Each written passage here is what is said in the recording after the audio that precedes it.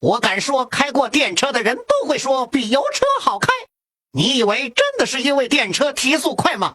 你考的虽然是 C1 驾照，开的是手动挡，但你只要不是疯狂的手动挡爱好者，大多数小姐姐买车肯定选择自动挡。再牛逼的变速箱也会有顿挫，但电车的提速是非常平顺的，动力也是随踩随到，这就是电动车绝对比油车舒适的原因。另外，像自动驾驶、自动泊车这些功能也是在电动车上才能实现。关键是我还可以停车开空调，油车就不行。